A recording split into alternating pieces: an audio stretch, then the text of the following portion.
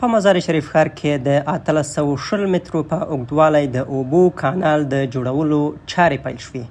د مزار شریف ښاروالۍ له لورې د دې ښار د 5مې ناحیې له نهرتوب څخه تر روضې مبارک پورې د 1820 مترو په اوږدوالی د اوبو کانال د جوړولو چارې پیل شوې. د ښاروالۍ مسؤلین وایي دغه پروژه د څه باندې 14 میلیونه افغانیو په لګښت عملي کیږي او ټاکل شوې چې د 3 میاشتو په موده کې بشپړه او ګټې اخیستنې ته شاهد یک افتتاح کانال هستیم که کانالی که قبلا اینجا ساخته شده بود. این کانال خرد بود، گنجایش عبوری یا آب را نداشت. شهروانی مزار شریف تصمیم گرفت که تا یک کانال یکی در یک ساخته شود که 1 متر ارتفاعش و 1 متر عرض این کانال باشه.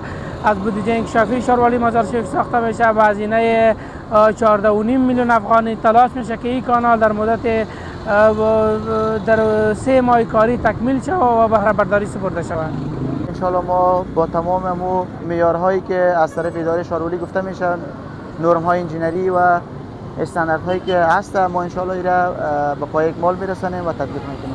د سیمې یو شمېر اوسیدونکي د دې پروژې له پیل څخه خوښي څرګندوي او له مسؤلینو غواړي چې د مزار شریف ښار په نورو برخو کې هم د کانالونو جوړولو او بیا رغونې ته ډیره پاملرنه وکړي.